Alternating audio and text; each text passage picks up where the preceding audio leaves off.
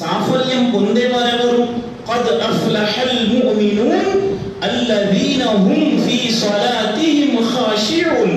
వారు తమ నమాజులలో వినమ్రతను పాటించేవారు, అల్లాహ్ ముందు అత్యంత భయభక్తితో నిలబడేవారు.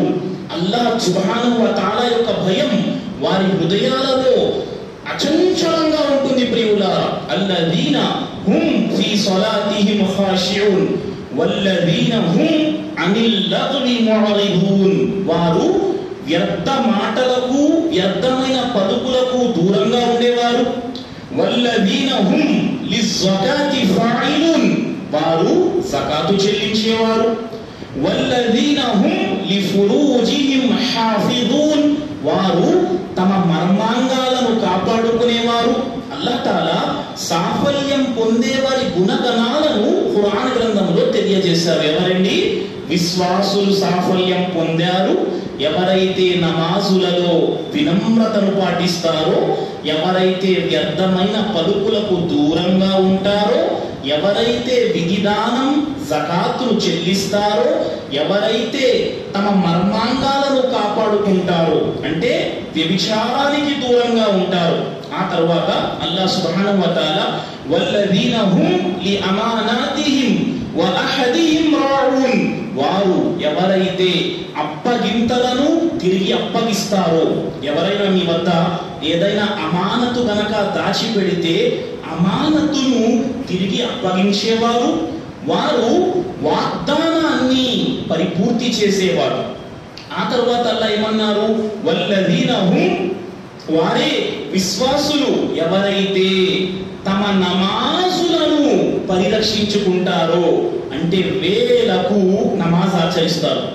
ఒక వ్యక్తి వచ్చి మహాప్రవక్త సల్లల్లాహు అలైహి వసల్లంతో ప్రశ్నించాడు, ప్రవక్త, అన్నింటికంటే మేలైన ఆచరణ ఏమిటి? అన్నింటికంటే మేలైన ఆచరణ ఏమిటి? ప్రవక్త సల్లల్లాహు అలైహి వసల్లం ఇచ్చిన సమాధానం ఏమిటి? అస్సలాతు అలా వక్తిహా.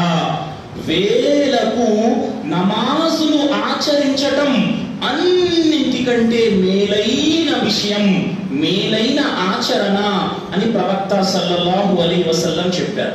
తర్వాత అల్లాహ్ తాలా అన్నాడు, ఈ కొన్ని మాటలు పలుకుతూ అల్లాహ్ ఏమన్నాడు? ఉలైక హుముల్ వారిథూన్. ఎవరిలోనైతే ఈ గుణగణాలు ఉన్నాయో వారే వారసులు. దేనికి వారసులు? అల్లాహు అక్బర్. అల్లాహ్ సుబ్హానహు వ తఆలా అంటాడు, ఉలైక హుముల్ వారిథూన్. అలాంటి వారే వారసులు. దేనికి? స్వర్గానికి వారు వారసులు అవుతారు ప్రియులారా. స్వర్గంలో జన్నతుల్ ఫిర్దౌస్ అన్న స్వర్గానికి వారు వారసులు అవుతారు. కాబట్టి మనం మన జీవితాలలో సాఫల్యం పొందటానికి ఏ ఆచరణ మనం చేయగలిగితే ఆ ఆచరణ మనం చేస్తూ పోవాలి. ముఖ్తసరి మాటలు, ఎందుకంటే మనం ఖురాన్ గ్రంథంలో వేరే వేరే ప్రాంతాల్లో అల్లాహ్ తాలా చెప్పిన విషయాలను మీ ముందుంచే ప్రయత్నం చేస్తున్నాం. ఇదే విధంగా ఇంకాస్త ముందుకు వెళ్తే 23వ సూర ఇంటికి వెళ్ళి చదివే ప్రయత్నం చేయండి. ఇప్పుడే చెప్పారు కదా, ఖురాన్ గ్రంథం చదివితే ఎంత గొప్ప భాగ్యం కలుగుతుంది. మరి మనలో ఎంతమంది ఖురాన్ గ్రంథాన్ని చదువుతున్నారు? మన ఇళ్లలో ఖురాన్ గ్రంథం ఉందా? ఎప్పుడైనా ప్రశ్నించే ప్రయత్నం చేశారా? ఒకసారి ఇంట్లో ఖురాన్ ఉంటే దాన్ని తీసి ఒకసారి చూసే ప్రయత్నం చేయండి. సుబ్హానల్లాహ్. ఈరోజు మనం ఖురాన్ గ్రంథాన్ని కనుక విడిచిపెడితే మన మార్గ భ్రష్టత్వంలోనికి వెళ్ళిపోతాం ప్రియులారా. ఈరోజు ప్రపంచం ఖురాన్ గ్రంథాన్ని చదువుతుంది. ఆ ఖురాన్ గ్రంథం ద్వారా ప్రపంచం మార్గదర్శకత్వాన్ని పొందుతుంది. ముస్లింగా పుట్టిన మనం ఖురాన్ గ్రంథాన్ని విడిచిపెడితే ప్రియులారా మనకి మార్గ భ్రష్టత్వము తప్ప ప్రపంచంలో ఏమీ కనిపించదు. అంధకారము కనిపిస్తుంది ఖురాన్ యొక్క జ్ఞానం మనకు లేకపోతే. కాబట్టి మనం విశ్వాసులుగా మారాలి. విశ్వాసిగా మారాలి అంటే మనం ఏ ఆచరణ మన జీవితంలో తీసుకురావాలి? మనం అలా కాస్త ముందుకు వెళ్తే 25వ సూరే ఫుర్ఖాన్లో కూడా అల్లాహ్ తాలా మనం అల్లాహ్ యొక్క దాసులుగా మారాలి అంటే, సాఫల్యం పొందే వారిగా జీవించాలంటే ఏం చేయాలో చెప్పారు. అల్లాహ్ ఏమన్నారు?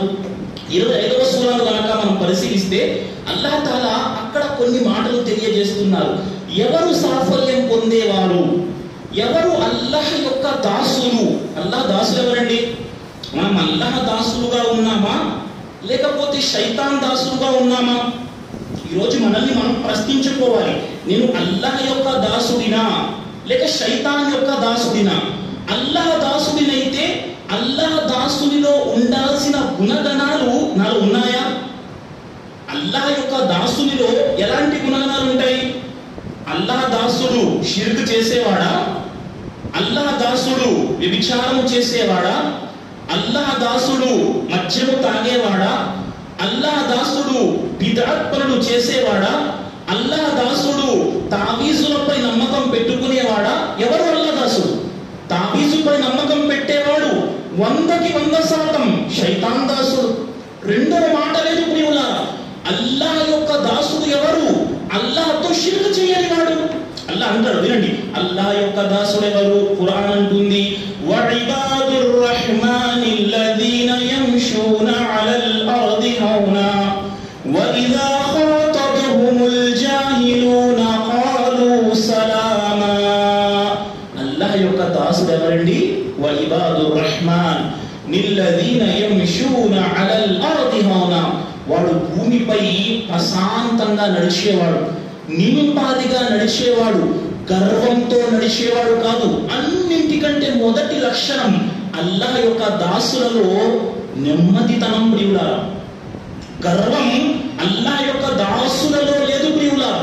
అల్లాహ్ యొక్క దాసులలో మొదటి లక్షణం ప్రశాంతత, వారిలో అణకువ, వారిలో తమను తాను తగ్గించుకునే భావన, ప్రశాంతంగా నింపాదిగా నడిచేవాడు. వాడు ఏం చేస్తాడు?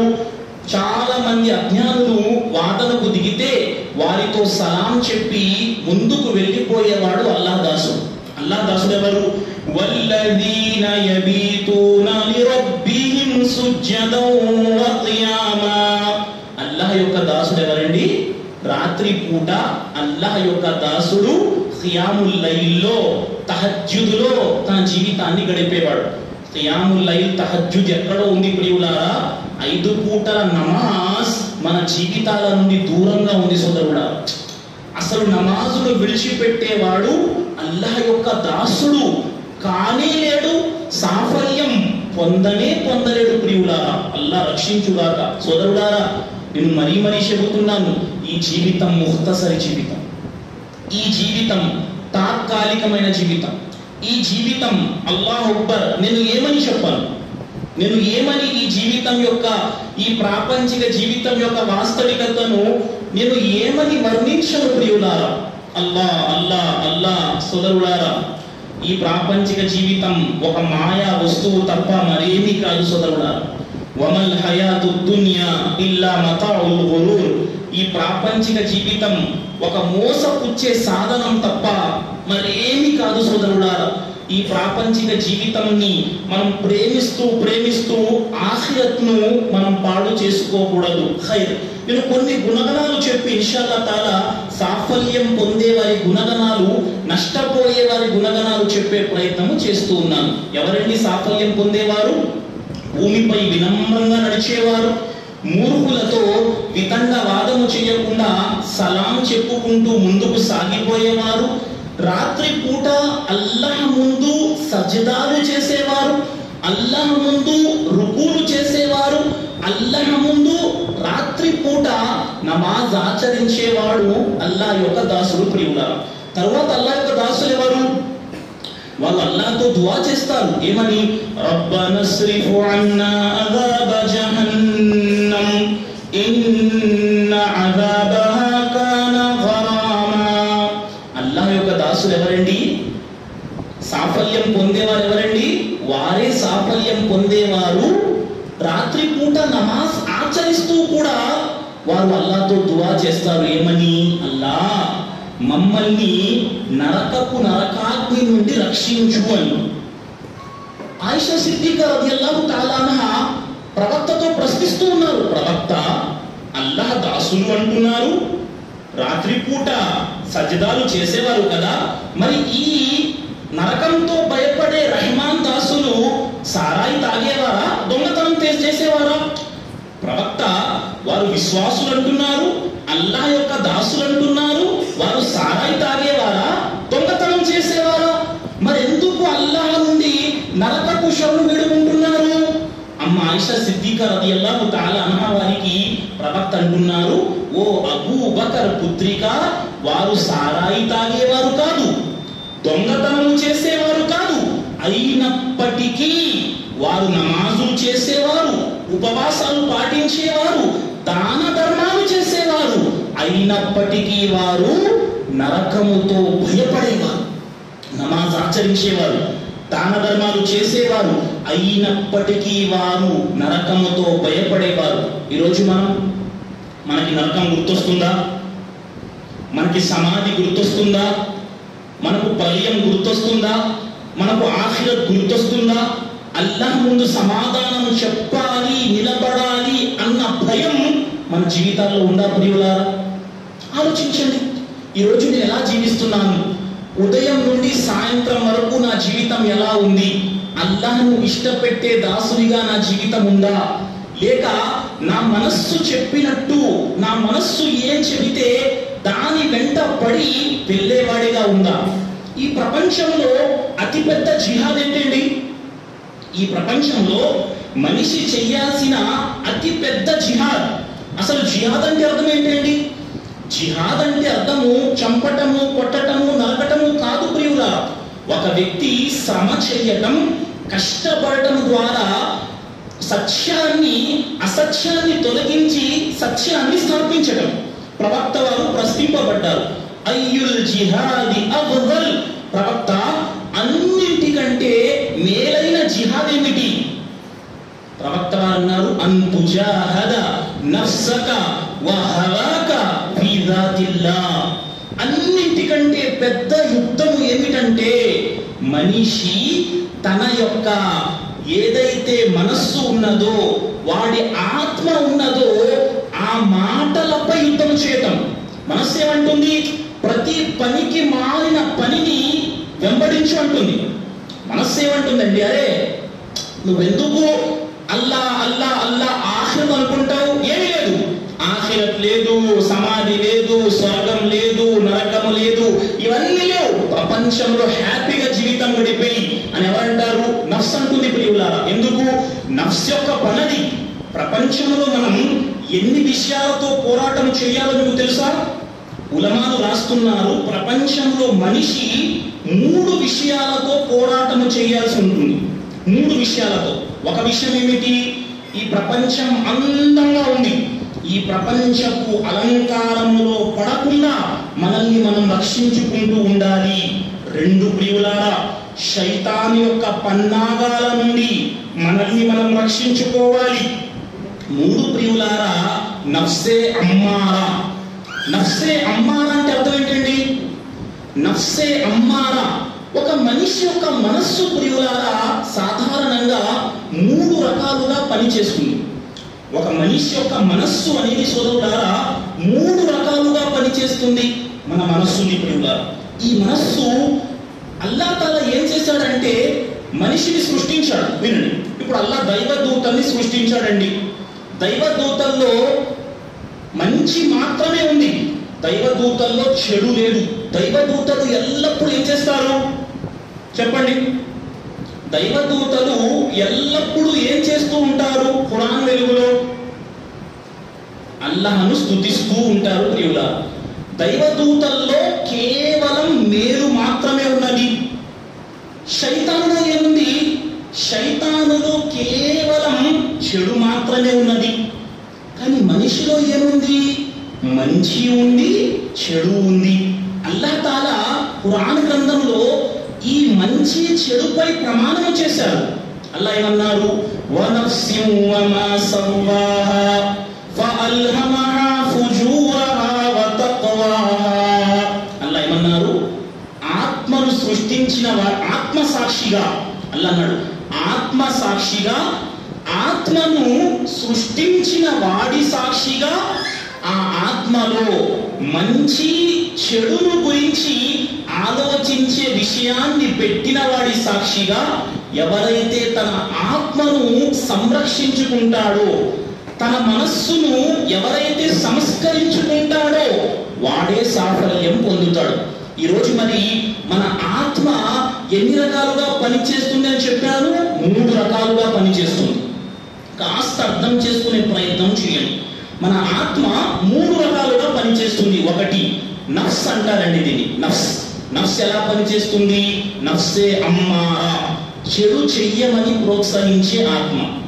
2 నఫ్సే లవ్వామా, మనిషి చెడు చేస్తున్నప్పుడు నువ్వు చేస్తున్న పని చెడు, దాని నుండి వెనక్కి వచ్చేయి అని వారించే ఆత్మ.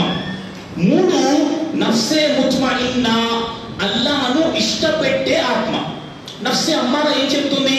అరే ఆదివారం ఈ టైంలో ఇంట్లో కూర్చొని ప్రశాంతంగా నౌజుబిల్లా మింజాలి, ఏ సినిమా చూసుకుంటే బాగుంటుంది, మస్జిద్లోకి వెళ్ళి ప్రసంగం ఎందుకు వినాలరా అని నఫ్సే అమ్మారా అంటుంది. ఆదివారం సెలవు రోజు ఫుల్గా ఎంజాయ్ చెయ్యు, ఎందుకు మస్జిద్కు వెళ్ళి కూర్చొని ప్రసంగం వినాలి. ఎవడైతే ఆ ఆత్మ మాట విని ఇంట్లో కూర్చున్నాడో వాడు నాశనమయ్యే వారి జాబితాలో కూర్చున్నాడు.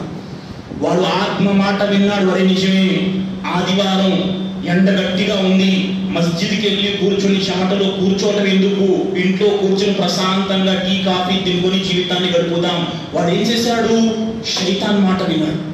అలా కాకుండా ఎవరైతే లేదు నేను ప్రపంచం కోసం పుట్టించబడలేదు, నా యొక్క పుట్టుక అల్లాహ్ కోసం, నేను అల్లాహ్ వైపునకే మరలాల్సి ఉన్నది, నేను గనక మస్జిద్లో ప్రసంగం అవుతుంది, నేను ఇంట్లో సినిమా చూస్తే రేపు ప్రళయ దినాన అల్లాహ్కు సమాధానం చెప్పాలి, సుబ్హానల్లాహ్ మస్జిద్లో అల్లాహ్ మాట అవుతుంది, నేను ఇంట్లో శైతాన్ పని చేస్తున్నాను, ఇది మంచి పద్ధతి కాదు అని ఎవడైతే తనను తాను ప్రశ్నించుకుంటాడో, వఅమ్మా మన్ ఖాఫ మకామ రబ్బిహి వనహన్ నఫ్స అనిల్ హవా, ఎవరైతే వఅమ్మా మరి వాడు మన్ ఖాఫ ఎవరైతే భయపడతాడో, నేను అల్లాహ్ కొరకు సమాధానము చెప్పాలి, నేను చేసే ఒక్కొక్క పనికి అల్లాహ్ నన్ను అడుగుతాడు, నేను చేసిన చెడు పనికి లేదు నేను వెళ్ళి అల్లాహ్ మాట వింటాను అని ఎవడైతే తన మనస్సును సంస్కరించుకున్నాడో, ఫఇన్నల్ జన్నత హియల్ మఅవా, వాడు స్వర్గ వనాలలో ప్రవేశిస్తాడు. ప్రియులారా, ఈరోజు మన జీవితానికి కావాల్సింది ఏమిటండి? మనం మన ఆత్మను ట్రైనింగ్ ఇచ్చుకొని మనం అల్లాహ్ సుబ్హానహు వ తఆలా వైపునకు మరలాలి ప్రియులారా. అప్పుడే మన ఆఖిరత్ బాగుపడుతుంది. ఈ ప్రపంచంలో మనం వచ్చిన ఉద్దేశ్యం నెరవేరుతుంది ప్రియులారా. అందుకే మన ఆత్మ ఏదైతే ఉందో, చెడు ఆత్మ మాట వినకండి, నఫ్సే అమ్మారా మాట వినకండి, నఫ్సే ముత్మఇన్నాగా మారుదాం.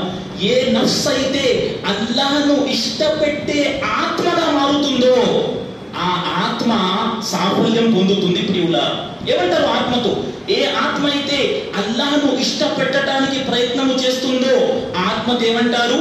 యా అయ్యతుహన్ నఫ్సుల్ ముత్మఇన్నా ఇర్జి'i ఇలా రబ్బికి రాదియతం మర్దియ్యా ఫద్ఖులి ఫీ ఇబాది వద్ఖులి జన్నతి.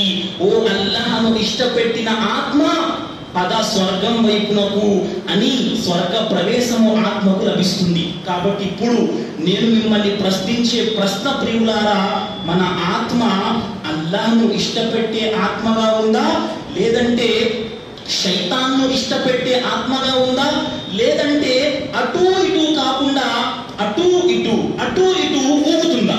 సుబ్హానల్లాహ్. సోదరులారా, మనం మన నఫ్స్ను కంట్రోల్ చేయాలి. ఎప్పుడైతే మన నఫ్స్ను మనం కంట్రోల్ చేస్తామో అప్పుడు మనం సాఫల్యం పొందుతాం. మనిషి అన్న తర్వాత మనిషికి ఏముంటుందండి? కోరికలు ఉంటాయి. మనిషికి కోరికలు ఉంటాయి. కానీ సహాబాలు ఏం చేసేవారు? ఆ కోరికకు కళ్ళెం వేసేవారు. ఏం జరిగింది? బుఖారీలో హదీస్ వస్తుంది. ఏమొస్తుంది హదీస్? హిజ్రీ 10వ సంవత్సరం ఇస్లాంలో మద్యపానం ఎప్పుడు హరామైందండి? మక్కాలో మద్యం హరాం కాలేదు, మదీనా వచ్చిన తరువాత కూడా మద్యం హరాం కాలేదు. హిజ్రీ 10వ సంవత్సరంలో మద్యం హరామైంది.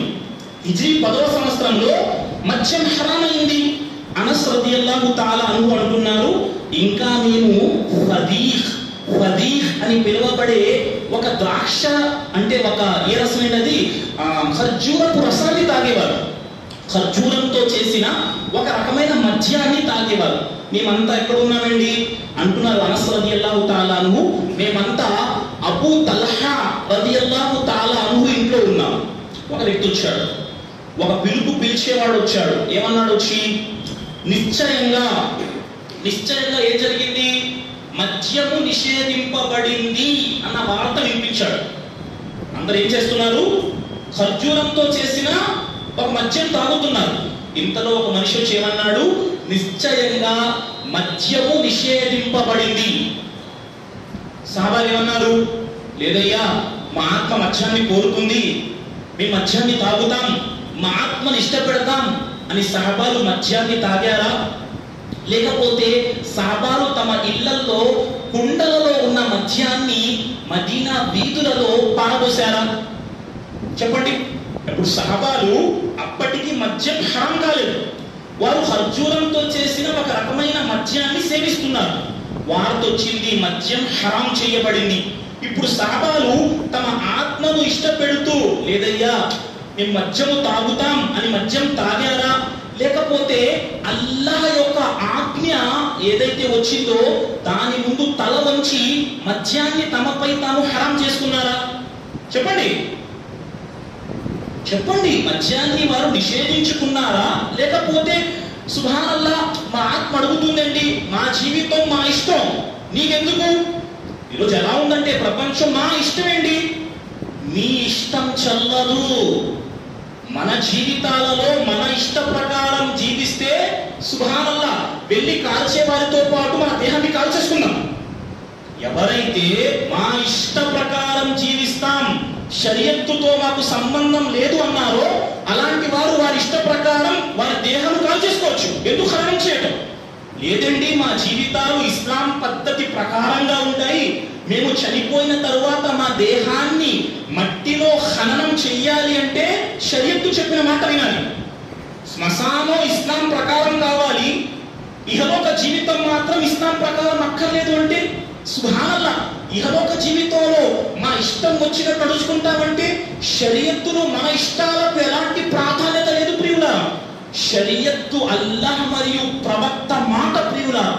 అల్లాహ్ మాట ప్రవక్త మాట జవదాటితే ఇక మీరు ఇస్లాం నుండి, ఇస్లాం పరిధి నుండి బయటకు వైదొలిగినట్టే. సుబ్హానల్లాహ్. కాబట్టి మనల్ని మనం సంస్కరించుకోకపోతే, మన హృదయాలను సంస్కరించకపోతే మనం నష్టపోతాం ప్రియులారా. ఖైర్ మాటలు చాలా ఉన్నాయి. ఇదే సూరాలో అల్లాహ్ తాలా అల్లాహ్ యొక్క దాసులు ఎవరని చెబుతూ రకరకాల మాటలు అల్లాహ్ అన్నాడు. వారు అల్లాహ్తో పాటు షిర్క్ చెయ్యరు, వారు వ్యభిచారము చెయ్యరు, వారు ఏ ప్రాణిని అన్యాయంగా చంపరు. అల్లాహ్ రకరకాల విషయాలు చెప్పాడు. కానీ ఏది ఏమైనప్పటికీ సోదరులారా, ఈ రోజు నేను మీకు గట్టిగా నొక్కి చెప్పాలనుకుంటున్న విషయం, మనం ముస్లిముగా జీవితము సాగిస్తున్నాం, సాఫల్యం పొందేవారిగా జీవించాలనుకుంటున్నాం. అలాంటప్పుడు మనం మంచి పనులు చేసుకుంటూ ఉంటేనే మన జీవితం సాఫల్యం పొందుతుంది. అలా కాకుండా మనం మన మనోవాంఛకు లోనై జీవితాన్ని గడిపితే మనం ఆఖిరతులో నష్టపోయే వారిలో చేరుతాం. ఇప్పుడు ఇన్షాల్లాహ్ నష్టపోయే వారిలో మనం ఎలా చేరిపోతాం అన్న విషయాన్ని మీ ముందుంచే ప్రయత్నం చేస్తాను. ఇప్పుడు ఒక వ్యక్తి, రంజాన్ వచ్చిందండి, మొన్న రంజాన్కి వచ్చాను నేను, మాషాల్లాహ్ తాహరాతో ఇబాదత్ చేశారు మీరు. రంజాన్ పూర్తిగా ఖియాముల్ లైల్, తహజ్జుద్ ఆచరించారు. రంజాన్లో ఉపవాసాలు పెడుతున్నారు మాషాల్లాహ్. ఈరోజు ప్రసంగానికి వచ్చి కూర్చున్నారు, సుబ్హానల్లాహ్. మొన్న జుమ్మా ఖుత్బా విన్నారు, అల్హమ్దులిల్లాహ్. రోజు 5 పూటల నమాజ్ ఆచరిస్తున్నారు, అల్లాహ్ స్వీకరించుగాక. మరి మనం కొన్ని చక్కటి ఇప్పుడు సాఫల్యం పొందే వారిలో ఏ గుణగణాలు ఉన్నాయండి? ఇంతగా చెప్పారు. ఎవరండి? నమాజు చేసేవారు, నమాజులో అణకువ పాటించేవారు, వ్యర్థమైన మాటలకు దూరంగా ఉండేవారు, సకాతు చెల్లించేవారు, మర్మాంగాలను కాపాడుకునేవారు, వాగ్దానాలను పూర్తి చేసేవారు, అప్పగింతలను తిరిగి అప్పగించేవారు, వేలకు నమాజ్ ఆచరించేవారు, భూమిపై వినమ్రతతో నడిచేవారు, మూర్ఖులతో వితండవాదము చేయకుండా సలాం చెప్పుకుంటూ ముందుకు సాగిపోయేవారు, రాత్రి పూట తహజ్జుద్ నమాజ్ ఆచరించేవారు, అల్లాహ్తో నరకం నుండి శరణు వేడుకునేవారు, షిర్క్ చెయ్యని వారు, వ్యభిచారము చెయ్యని వారు, ఏ ప్రాణిని అన్యాయంగా చంపని వారు, సుబ్హానల్లాహ్ అనేక విషయాలు, తల్లి తండ్రిని గౌరవించేవారు, చాలా మాటలు ఉన్నాయి. మరి మీరు అన్ని మంచి పనులు చేస్తున్నారు. మరి మంచి పనులు చేస్తూ ఉన్నప్పుడు మనపై ఉన్న ఒక బాధ్యత ఏమిటంటే సోదరులారా, ఆ మంచి పనులను సంరక్షించుకోవాలి.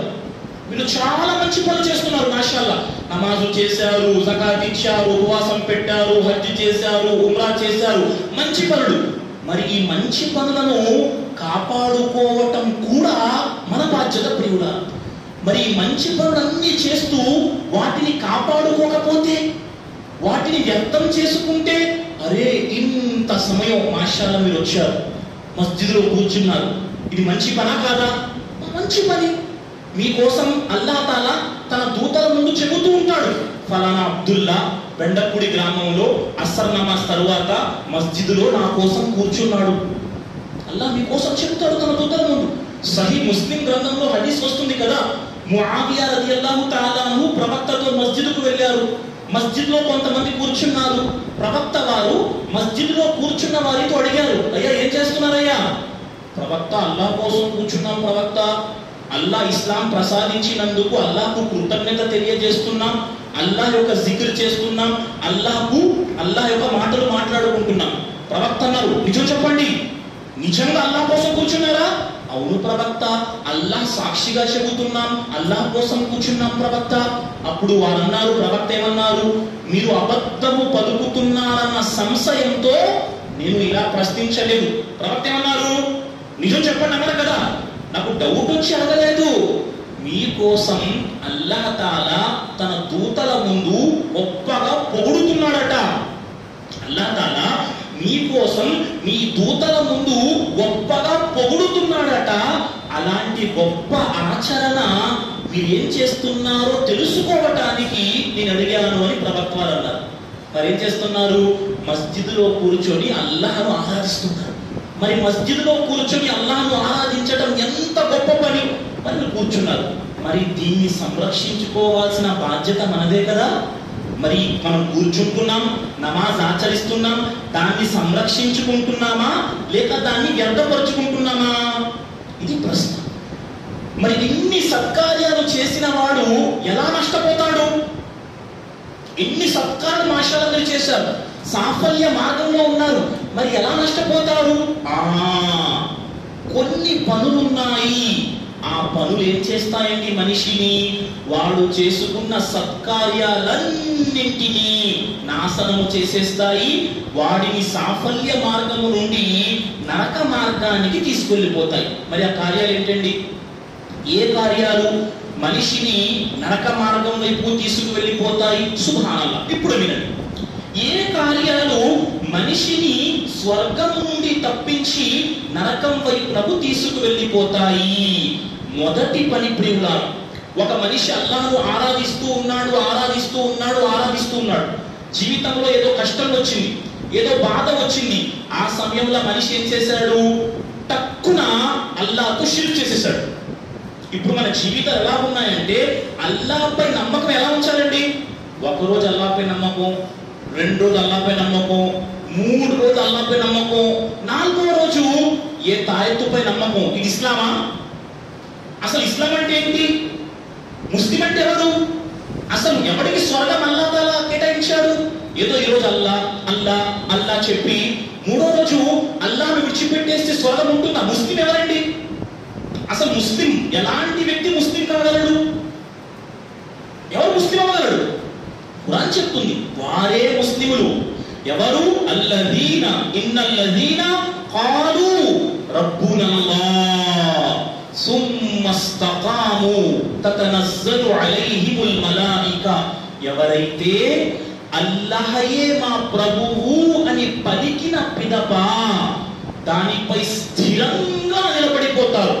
ఎలాంటి కష్టం వచ్చినా, ఎలాంటి బాధ వచ్చినా, ఎన్ని కడగండ్లు వచ్చినా ఇస్లాంపై దృఢంగా స్థిరంగా నిలబడే వారే వాస్తవమైన అల్లాహ్ యొక్క ఆరాధన చేసేవారు.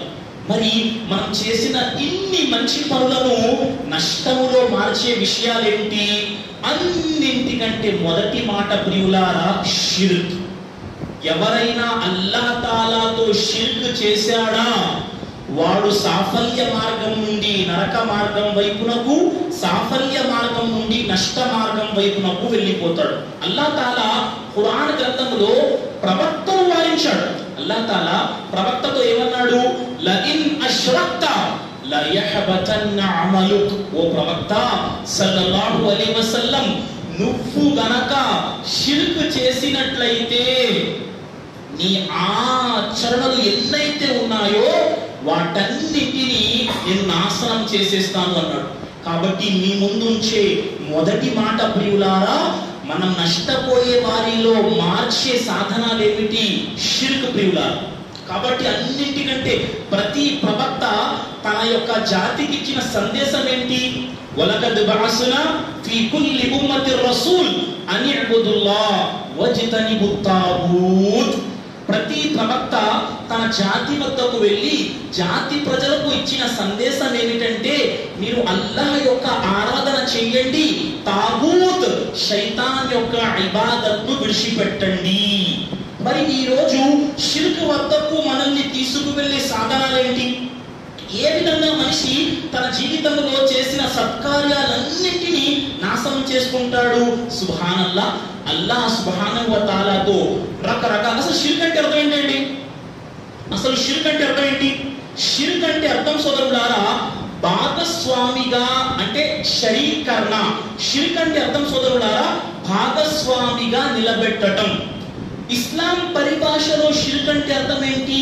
ఎవరైనా అల్లాహ్ తాలాకు ఏదైతే పవర్ ఉందో, అల్లాహ్ తాలా యొక్క గొప్పతనములో వేరే వారికి కూడా భాగస్వామ్యం ఉంది. అల్లాహ్తో పాటు ఆరోగ్యం అనారోగ్యం ఇచ్చేవాడు వేరేవాడు కూడా ఉన్నాడు. అల్లాహ్తో పాటు ఉపాధినిచ్చేవాడు వేరేవాడు కూడా ఉన్నాడు. అల్లాహ్తో పాటు క్షమించేవాడు వేరేవాడు కూడా ఉన్నాడు అని నమ్మటం షిర్క్ ప్రియులారా. ఎప్పుడైతే మనిషి ఈ షిర్కులో వెళ్ళిపోతాడో వాడి సత్కార్యాలన్నీ నాశనం అయిపోతాయి. ఇప్పుడు చెప్తాను. ఈ షిర్క్ ఉలమాలు ఈ షిర్కును ఎన్ని రకాలుగా విభజించారు? 2 రకాలుగా. షిర్కే అక్బర్ అంటే పెద్ద షిర్క్ ప్రియులారా, షిర్కే అస్గర్ అంటే చిన్న షిర్క్ ప్రియులారా. షిర్క్ అల్లాహ్తో ఇతరులను భాగస్వాములుగా నిలబెట్టడం. ఈ షిర్క్ ఎన్ని రకాలు? 2 రకాలు. అల్లాహ్ దేన్నైనా క్షమిస్తాడు కానీ షిర్క్ అన్న మహాపాపాన్ని క్షమించడు. అల్లాహ్ చాలా చోట్ల చెప్పాడు ఖురాన్ గ్రంథంలో, ఇన్నల్లాహ లా యగ్ఫిరు అన్ యుష్రక బిహి వ యగ్ఫిరు మా దూన జాలిక లిమన్ యషా. అల్లాహ్ నిశ్చయంగా దేన్నైనా క్షమిస్తాడు కానీ అల్లాహ్తో పాటు ఎవరినైనా భాగస్వామిగా చేయటాన్ని అల్లాహ్ క్షమించడు. ఇప్పుడు మనం ఏం చేస్తున్నాం? మన జీవితాలలో ఈ షిర్కునే మనము చేస్తూ ఉన్నాము సోదరులారా. రకరకాలుగా అనారోగ్యం పాలైపోయిన ఏ వ్యవహారాల్లోనైనా ప్రియులారా, ఈ షిర్కును మన జీవితాల్లోకి మనం తీసుకురావటం వల్ల మనం చేసుకున్న సత్కార్యాలన్నీ నాశనం అయిపోతాయి. కాబట్టి షిర్క్ ఎలాంటి విషయం అంటే సోదరులారా, అల్లాహ్ యొక్క శిక్ష మానవులపై అవతరించే విషయం షిర్క్ సోదరులారా. కాబట్టి ఎట్టి పరిస్థితుల్లో కూడా మనం సాఫల్య మార్గంలో ఉండాలి అంటే అల్లాహ్ యొక్క ఏకత్వాన్ని దృఢంగా పట్టుకోవాలి. కష్టం వచ్చినా బాధ వచ్చినా జీవితంలో ఎన్ని ప్రవక్త సల్లల్లాహు అలైహి వసల్లం మరియు సహబాలు ఏ విధంగా ఎన్ని కష్టాలు వచ్చినా ఇస్లాంపై నిలబడ్డారో ఆ విధంగా మనం నిలబడాలి. మనం నిలబడకుండా తావీజుపై కానీ తాయెత్తుపై కానీ మనం నమ్మకం పెట్టుకొని ఎవరైనా అనారోగ్యం పాలైపోతే తావీజు కట్టించుకుంటే నువ్వు జీవితంలో ముస్లిం ఇస్లాం వ్యవస్థ నుండి నువ్వు బయటికి వెళ్ళిపోయినట్టే. మహాప్రవక్త ఏమన్నారు? మన్ అల్లక తమీమతన్ ఫకద్ అష్రక్. ఎవరైతే తన మెడలో తావీజు కట్టుకున్నారో వాడేం చేసినట్టండి? షిర్క్ చేసినట్టు అని మహాప్రవక్త సల్లల్లాహు అలైహి వసల్లం చెప్పారు. కాబట్టి తావీజు కట్టుకోవటం, ఆ తరువాత అల్లాహ్ కాకుండా ఇతరులకు మొక్కుబడులు సమర్పించటం, అల్లాహ్ కాకుండా ఇతరులకు మొక్కుబడులు సమర్పించటం, తావీజు తాయెత్తు కట్టుకోవటం, నిమ్మకాయలపై గుమ్మడికాయలపై కొబ్బరికాయలపై నమ్మకం పెట్టుకోవటం, దీన్ని గనక మీరు విడిచిపెట్టకపోతే మీరు ఎట్టి పరిస్థితుల్లో కూడా అల్లాహ్ యొక్క దాసులు కాలేరు సోదరుడా. నేను మీతో విన్నవించుకుంటున్నాను, మనం సుబ్హానల్లాహ్ ఒక ముస్లింగా ఉన్నాం, ముస్లింగా ఉండి కూడా మనం షిర్క్ చేస్తే నాకు చెప్పండి, అసలు ఈ నిమ్మకాయలపై తావీజులపై నమ్మకం ఎందుకు పెట్టుకుంటున్నాం? నాకు ఉదాహరణ ఇవ్వండి ఎవరైనా. నాకు బాధ అనిపిస్తుందండి. ఈరోజు ఇస్లాం ధర్మాన్ని మనం ఇంత గట్టిగా అనుసరిస్తూ కూడా ఇంకా అజ్ఞానుల వలె ఒక చిన్న దారంపై నమ్మకం పెట్టుకోవటంలో ఉన్న లాభం నాకు చూపించండి. మనం చెప్పడమేనా? ఎవరైనా ఇక్కడ తావీజుపై నమ్మకం కలిగి ఉంటే ఒక చిన్న దారంపై పిల్లలకి దిష్టి తగలకూడదు, పిల్లల కాళ్ళకి నల్లటి దారం, పిల్లలకి దిష్టి తగలకూడదు, పిల్లల దేహంపై కాటుక చుక్క, ఇంటికి దిష్టి తగలకూడదు, ఇంటి బయట గుమ్మడికాయ, ఇంటికి దిష్టి తగలకూడదు కొబ్బరికాయ. నేను ముస్లిం సమాజం కోసం మాట్లాడుతున్నాను, ముస్లిం సమాజం కోసం మాట్లాడుతున్నాను. మన అల్లాహ్ మన మాట విననివాడా? మన అల్లాహ్ ఏదైనా అయితే నన్ను అడగొద్దు, నిమ్మకాయ కట్టుకొని అల్లాహ్ చెప్పాడా? ప్రవక్త సల్లల్లాహు అలైహి వసల్లం చెప్పారా? సహబాలు చెప్పారా? మరి ఎవరు చెప్పారు? ఇప్పుడు అల్లాహ్ సుబ్హానహు వ తఆలా మీకు చెప్పాడా, అరే నీకు జ్వరం వస్తే నీ పిల్లలకి తాబీజ్ కట్టేయి అని అల్లాహ్ చెప్పాడా? చూడండి, ఖురాన్ 6236 వాక్యాలు ఉన్నాయి. బుఖారీ, ముస్లిం రకరకాల హదీసులు ఉన్నాయి. ఏ హదీస్లోనైనా ఆరోగ్యం పిల్లలకి పాడైపోతే వెంటనే తాబీజ్ కట్టించేసుకోండి అని ప్రవక్త చెప్పినట్టు ఒక్క ఆధారం ఉంటే నేను పెట్టుకుంటాను షాప్ ఇక్కడ. ఇది బిజినెస్ అండి. ఇస్లాం పేరుతో చాలా మంది పెద్ద పెద్ద బిజినెస్ చేయటంలో ఈ తాబీజ్ వ్యవస్థను తీసుకొచ్చారు. మూసా అలైహిస్సలాం ఏదైనా సముద్రములో మార్గం తెరవనప్పుడు సముద్రంపై తాబీజ్ వేశారా? సముద్రం 2 ముక్కలైపో అని. సుబ్హానల్లాహ్. మహాప్రవక్త సల్లల్లాహు అలైహి వసల్లం కష్టకాలంలో ఉన్నప్పుడు ప్రవక్త వారు అల్లాహ్ తప్ప వేరే దానిపై నమ్మకం పెట్టుకున్నారా? లేదు ప్రియులారా.